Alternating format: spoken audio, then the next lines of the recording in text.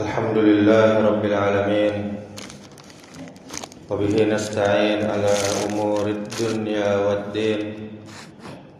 Asyhadu an la ilaha illallah wahdahu la syarika lah. Wa asyhadu anna Muhammadan abduhu wa rasuluh, amma ba'du. Alhamdulillah, kita bersyukur pada Allah Subhanahu wa ta'ala atas nikmat sehat, nikmat iman, nikmat Islam, sehingga kita masih bisa melaksanakan perintahnya, mengerjakan ibadah. Dan untuk itulah kita diciptakan di atas muka bumi ini. Allah berfirman, "Wa ma khalaqtul jinna wal insa illa liya'budun." Tidak aku ciptakan jin dan manusia kecuali untuk beribadah kepadaku, dalam surah Az-Zariyat ayat 56. Kemudian salawat beserta salam semoga selalu tercurahkan untuk junjungan kita, suri tauladan kita sampai hari kiamat, yakni Nabi Muhammad sallallahu alaihi wasallam, dengan mengucapkan Allahumma salli ala Muhammad wa ala ali Muhammad. Mudah-mudahan dengan memperbanyak salawat kita termasuk umatnya yang cinta kepadanya. Kita termasuk umatnya yang mendapatkan syafaat di yaumil akhir. Amin ya rabbal alamin. Bapak Ibu kaum muslimin, kaum muslimat, jamaah salat subuh yang dimuliakan Allah Subhanahu wa taala. Judul ceramah kita pada pagi hari ini yakni hijrah yang sebenarnya.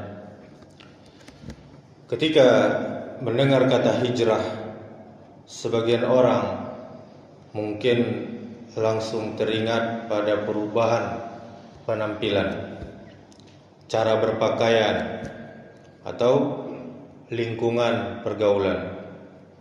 Semua itu memang baik jika sesuai dengan syariat.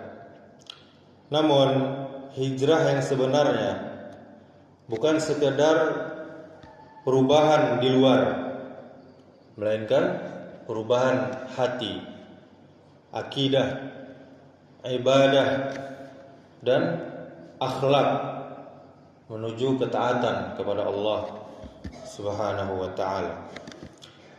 Rasulullah sallallahu alaihi wasallam bersabda, "Wal muhajiru man hajara ma nahallahu anhu."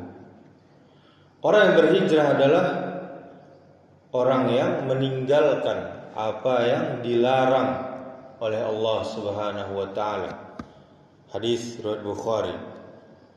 Hadis ini menunjukkan bahwa hijrah yang hakiki, yang sebenarnya adalah meninggalkan kemaksiatan menuju ketaatan.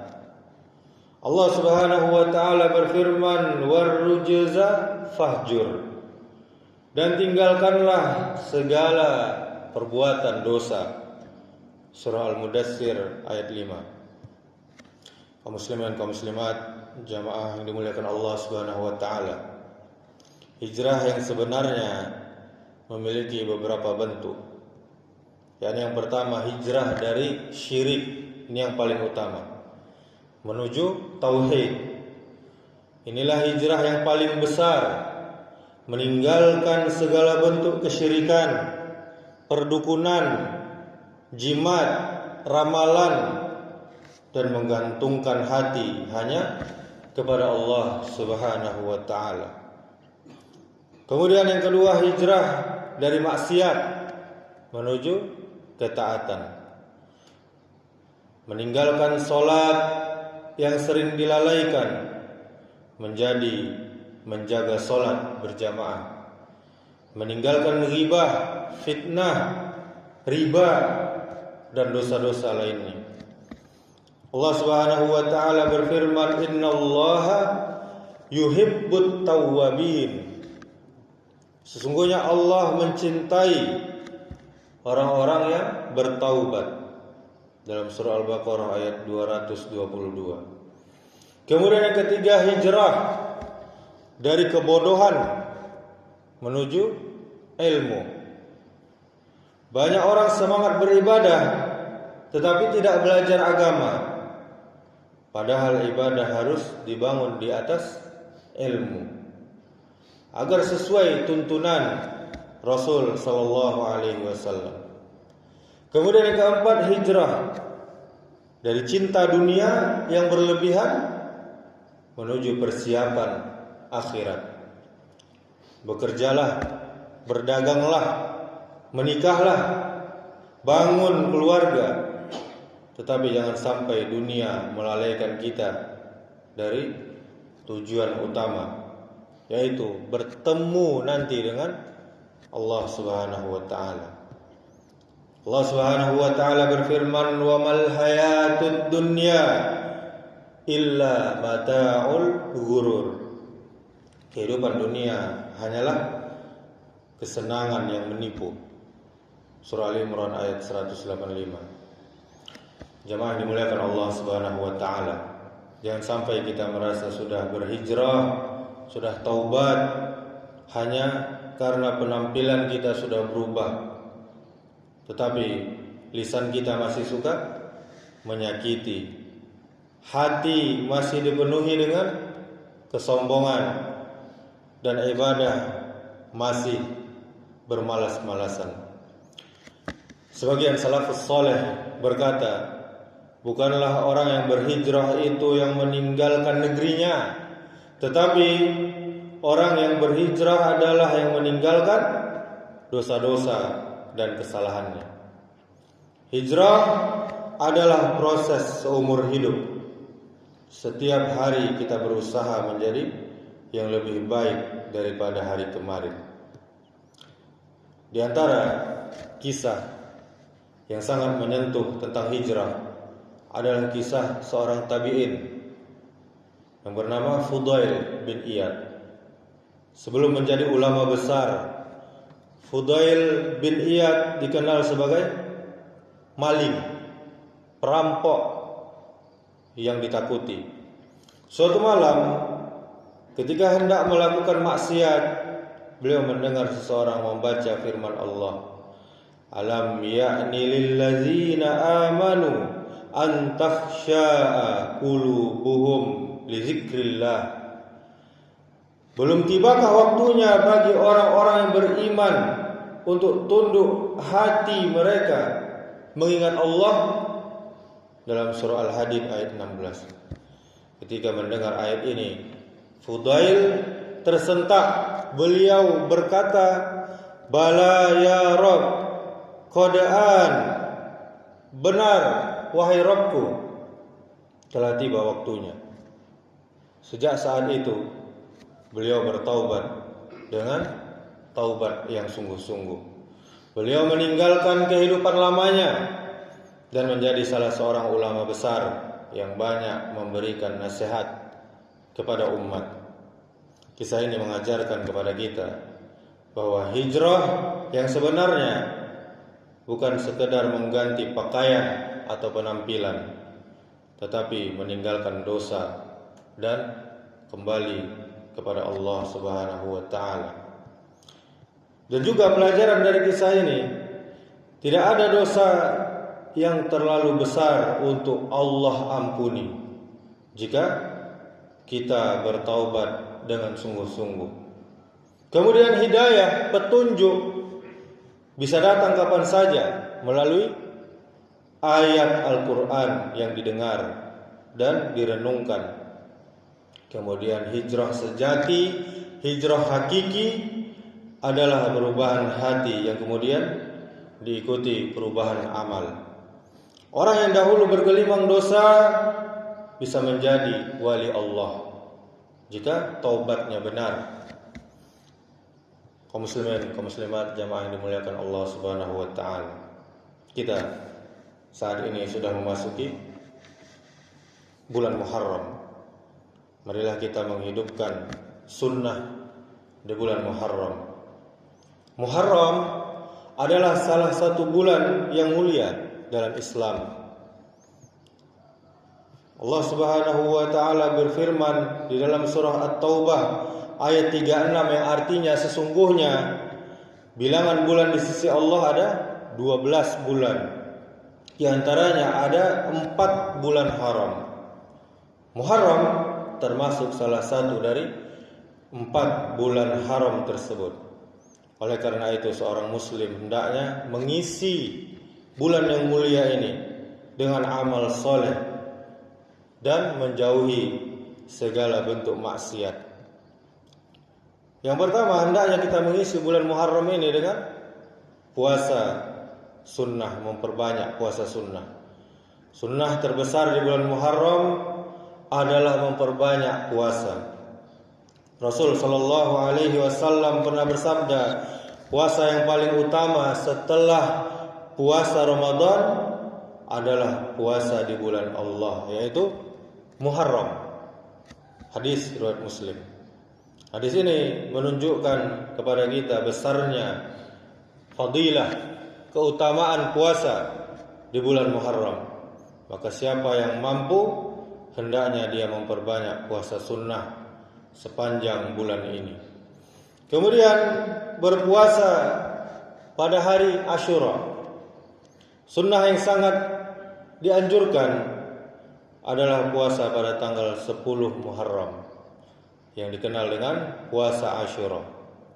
Rasulullah sallallahu alaihi wasallam bersabda, "Aku berharap kepada Allah agar puasa Asyura dapat menghapus dosa-dosa setahun yang lalu." Hadis riwayat Muslim. Bayangkan Bapak Ibu, hanya dengan berpuasa 1 hari saja Allah menghapus dosa-dosa kecil selama 1 tahun yang telah berlalu. Kemudian menyelisihi orang Yahudi dengan puasa Tasu'ah. Ketika Nabi mengetahui bahwa orang Yahudi juga berpuasa pada tanggal 10 Muharram, beliau bersabda, "Jika aku masih hidup sampai tahun depan, niscaya aku akan berpuasa pada hari ke-9. Hadis riwayat Muslim. Karena itu para ulama menganjurkan puasa tanggal 9 dan 10 Muharram, Tasu'a dan Asyura. Kemudian memperbanyak amal soleh. Muharram adalah bulan yang dimuliakan Allah, maka kita perbanyak tilawatil Quran, membaca Al-Quran, zikrullah, berzikir kepada Allah, bersedekah, salat sunnah, berbakti kepada orang tua, menuntut ilmu agama. Karena pahala amal saleh pada waktu-waktu yang mulia tentunya lebih besar di sisi Allah Subhanahu wa taala. Kaum muslimin, kaum muslimat, jamaah subuh yang dimuliakan Allah Subhanahu wa taala. Bulan Muharram adalah bulan yang mulia. Namun sangat disayangkan di tengah masyarakat kita masih terdapat berbagai keyakinan dan amalan yang tidak memiliki dasar dari Al-Quran maupun Sunnah. Inilah yang disebut dengan khurafat, yaitu kepercayaan, keyakinan yang salah, yang batil dan tidak bersumber dari ajaran Islam. Apa saja di antaranya, yakni bulan Muharram adalah bulan ibadah, bukan bulan tahayul. Sebagian orang meyakini bahwa bulan Muharram adalah bulan sial. Apalagi di Jawa, banyak ritual-ritual yang dilakukan, bahkan berbau kesyirikan. Ada yang mengatakan tidak boleh menikah, tidak boleh membangun rumah, tidak boleh bepergian atau safar, atau tidak boleh mengadakan acara-acara tertentu. Padahal keyakinan seperti ini tidak pernah diajarkan oleh teladan kita, yakni Rasul sallallahu alaihi wasallam. Beliau bersabda, tidak ada penyakit yang menular dengan sendirinya. Tidak ada kesialan karena pertanda tertentu. Tidak ada keyakinan batil tentang burung hantu. Dan tidak ada kesialan pada bulan Safar. Hadis riwayat Bukhari dan Muslim. Jika bulan Safar saja tidak membawa kesialan, maka terlebih lagi bulan Muharram yang merupakan salah satu bulan haram yang dimuliakan oleh Allah Subhanahu wa taala. Kemudian jangan kita mengikuti tradisi yang tidak ada tuntunannya. Sebagian masyarakat membuat ritual khusus pada tanggal 10 Muharram, seperti memandikan atau mandi keramat, membuat jimat, mencari berkah dari benda-benda tertentu, atau meyakini adanya kekuatan gaib pada hari tersebut. Atau di tempat kita, Pariaman, yang selalu diadakan, yakni pesta tabui. Padahal Nabi Shallallahu Alaihi Wasallam hanya mengajarkan puasa Asyura, bukan ritual-ritual yang tidak ada dalilnya. Beliau bersabda, barang siapa yang mengada-ada dalam urusan agama kami sesuatu yang bukan berasal dari kami, maka amalan itu tertolak. Hadis riwayat Bukhari dan Muslim. Apa bahayanya perbuatan ini? Bahayanya keyakinan khurafat ini, Bapak Ibu. Khurafat merusak kemurnian tauhid kita. Ketika seseorang percaya kepada benda, hari tertentu, ritual tertentu yang diyakini membawa manfaat dan menolak bahaya tanpa dalil dari syariat, maka dia telah membuka pintu kesyirikan. Allah Subhanahu wa taala berfirman di dalam surah Al-An'am ayat 17 yang artinya, jika Allah menimpakan suatu kemudaratan kepadamu, bahaya kepadamu, maka tidak ada yang bisa menghilangkannya selain Dia saja, selain Allah saja. Yang mendatangkan manfaat dan menolak mudarat hanyalah Allah semata-mata. Di antara para ulama salaf yang sangat memperhatikan datangnya musim-musim kebaikan, ketika memasuki bulan-bulan mulia, mereka semakin bersungguh-sungguh dalam beribadah kepada Allah. Disebutkan bahwa sebagian salaf berkata, jika Allah membukakan bagimu pintu amal soleh, maka janganlah engkau sia-siakan kesempatan itu, karena engkau tidak tahu kapan pintu itu akan tertutup. Mereka memahami bahwa umur sangat singkat dan kesempatan beramal tidak selalu datang kembali. Kemudian diriwayatkan juga bahwa para salafus saleh sangat keras mengingkari berbagai bentuk bid'ah dan khurafat. Mereka lebih memilih menghidupkan satu sunnah Nabi yang ringan, yang sepele, daripada mengikuti tradisi yang tidak memiliki dalil.